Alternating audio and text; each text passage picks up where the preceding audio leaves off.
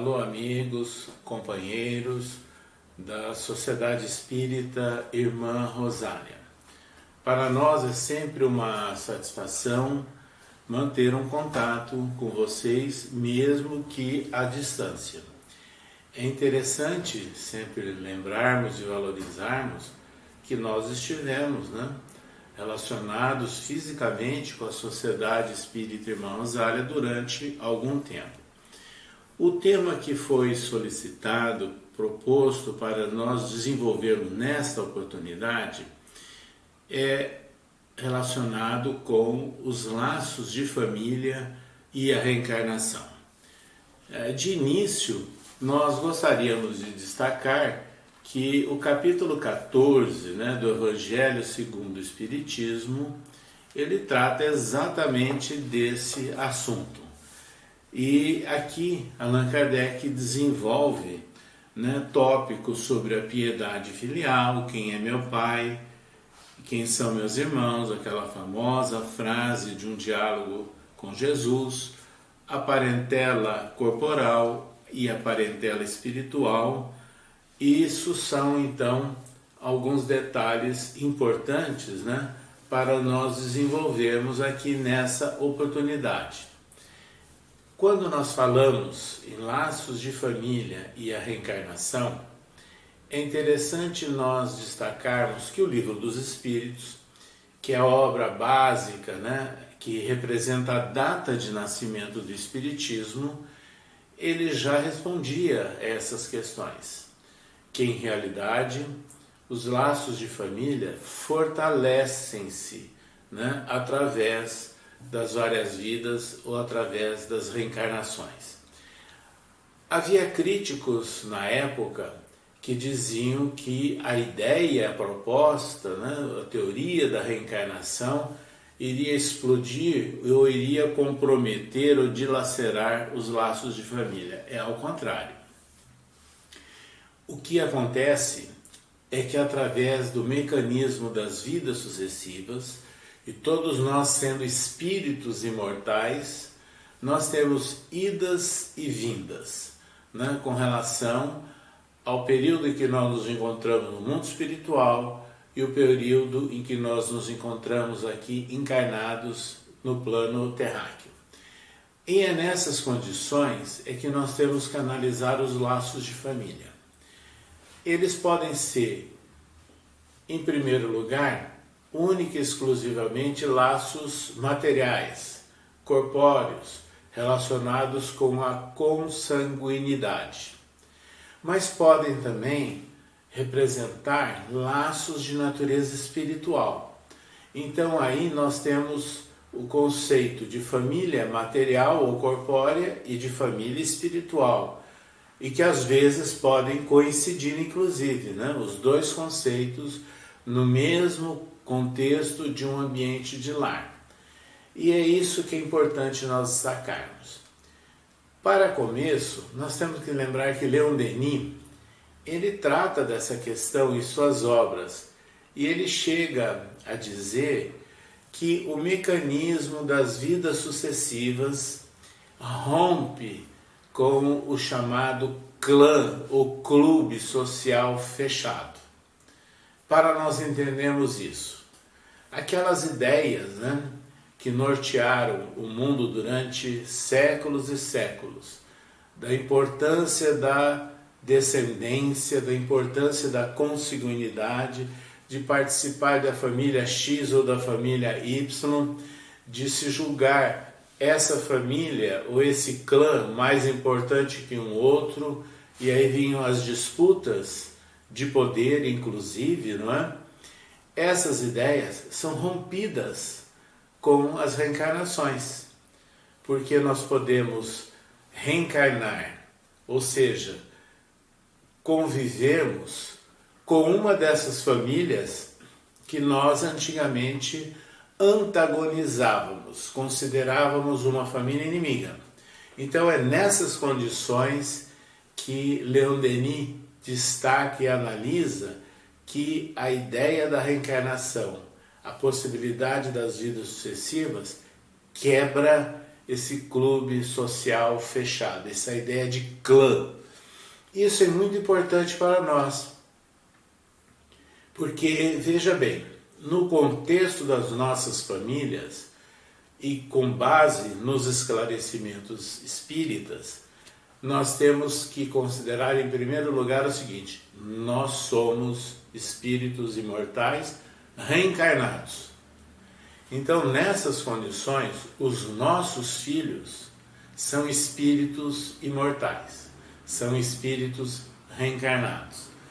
Então, a relação de pai e filho não é mais aquela relação de propriedade, como já existiu no passado.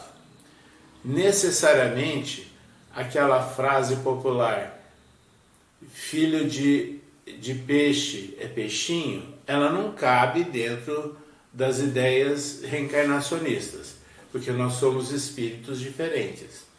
Então, acontece que no ambiente de um lar renascem espíritos em situações que requerem muitas vezes cuidados, ajustes, não é? De natureza espiritual. Ou seja, é um processo de educação espiritual que acontece numa reencarnação ou quando um espírito ingressa no ambiente de um lar ou de uma família. E isso é tratado desde o Livro dos Espíritos, como também no Evangelho segundo o Espiritismo. Por isso, é muito importante lembrarmos que há diferenças, que há diversidades. Essas diversidades, essas diferenças, elas devem ser reconhecidas. Os nossos filhos, e quem tem filhos sabe observar isso claramente, ou nos seus netos, são diferentes. Embora criados dentro do mesmo ambiente ou dentro das mesmas condições socioeconômicas, eles têm características, personalidades diferentes, tendências diferentes. E é isso então que caracteriza a individualidade do espírito reencarnado, mesmo que vivendo dentro do mesmo teto. É por isso que os espíritos nos afirmam que o lar ou a família é o cadinho depurador. E muitas vezes é nesse ambiente que se reaproximam ou são colocados espíritos que têm algumas questões ou querelas para serem resolvidas, para serem acertadas. A propósito, nós temos exemplos tão belos na literatura espírita. Nos romances históricos de Emmanuel, nós temos vários casos assim relatados, não é? Mas também nas obras de André Luiz, nas obras de Ivone Pereira, mostrando que nesse ambiente doméstico é que ocorrem os ajustes, ou é a proposta de se ocorrer os ajustes de natureza espiritual. Então a reencarnação, sem dúvida nenhuma, ela pode vir a fortalecer os laços espirituais. E aí há situações até jocosas, né? Por exemplo, o espírito Cornélio Pires, numa obra psicografada por Chico Xavier, né? Coisas deste mundo, onde em forma de trovas, ele faz algumas descrições, aliás, no estilo que era dele como encarnado, como um conferencista espírita, que viveu no interior do estado de São Paulo. E ele conta muitos casos, assim, nas trovinhas. Inclusive, ele fala de um deles, que uma jovem mãe estava com os seus 3 filhos, meninos, se divertindo numa praia, mas a todo instante ela era alvo da disputa dos ciúmes entre eles com relação à mãe. Qual aquele que teria, vamos assim dizer, o domínio sobre a mãe? Era essa a ideia. Aí brinca Cornélio Pires: mal sabe a antiga duquesa que ali ela está à frente com os seus 3 amores de vidas anteriores. Então vejo, em situações dessas é que nós estamos tendo ajustes. Em outra cena, né, Cornélio Pires conta que também uma jovem mãe estava acalentando e amamentando com maior carinho o filho há pouco renascido. Mal sabia ela que era o antigo marido do passado e que foi causa de tantas desavenças. Então, a reencarnação, ela oferece a possibilidade da aproximação e do ajustes de espíritos. Mas há aqueles também que se somam no ambiente familiar com um propósito de somar esforços para um trabalho conjunto. E há tantas famílias, né, que nós notamos nesse sentido, com projetos educacionais, com projetos inclusive na área espírita, né? Vários familiares juntos, sem disputas, sem um se julgar mais importante ou mais destacado que o outro, mas sempre com essas possibilidades. E é a propósito disso, então, que nós começamos a compreender, né, que a reencarnação fortalece os laços de família. Aí vem uma questão chave no Livro dos Espíritos, quando ele está tratando das leis de sociedade, e que ele coloca uma pergunta e resposta a Allan Kardec, dizendo que os laços de família, eles são necessários e fortalecem os laços sociais, né? Por quê?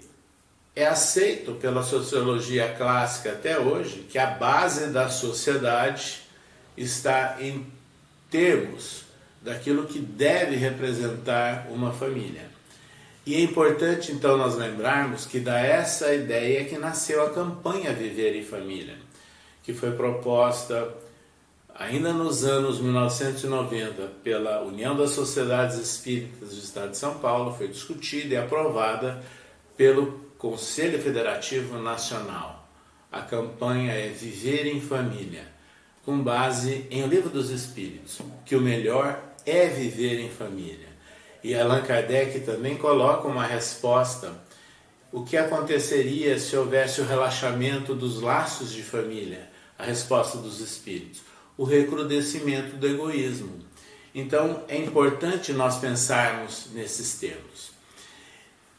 Nós temos na nossa experiência de vida algumas observações e algumas vivências muito interessantes dentro do ambiente familiar e que nós valorizamos muito, né? Sempre o contexto da nossa família, desde os nossos ascendentes.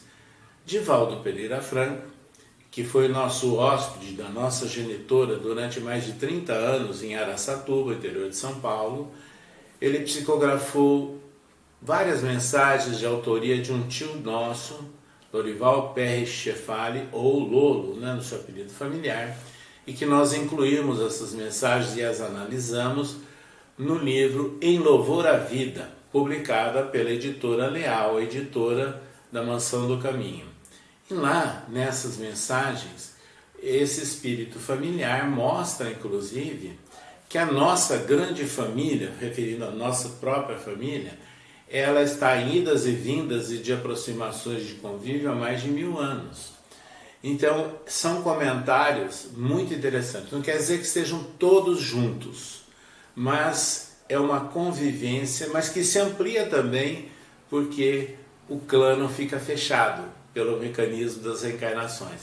Então, nós vamos convivendo e expandindo valores ou nos esforçando por essa convivência e por uma expansão de valores positivos de preservação dos vínculos familiares.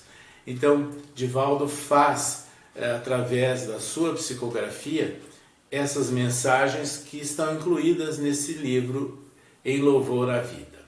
Recentemente, quando eu falo recentemente, é agora, maio do ano de 2020.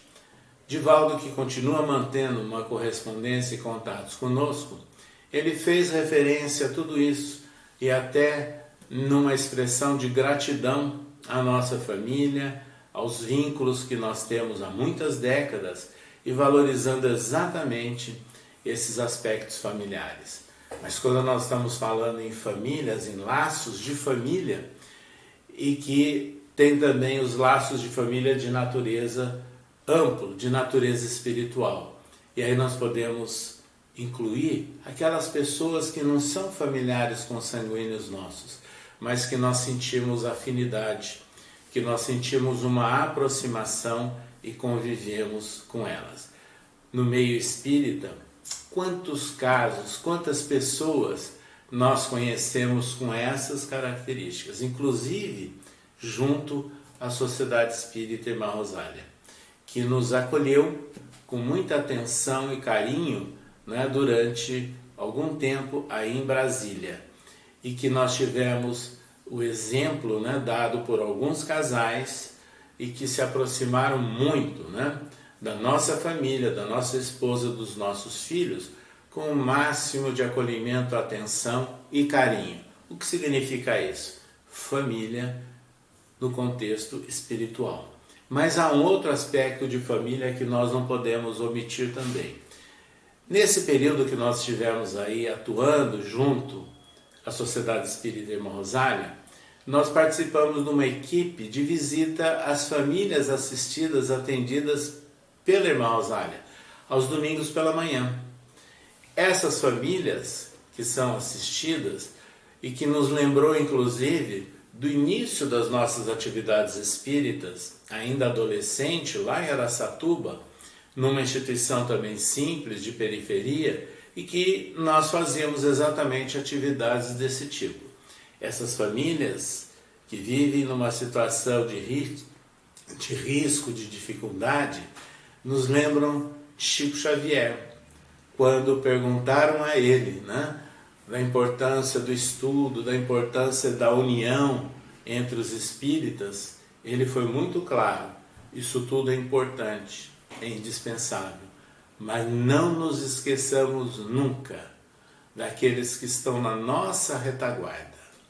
Então ele mostra inclusive e passa a comentar da importância de se atender a todas as criaturas como se fossem familiares.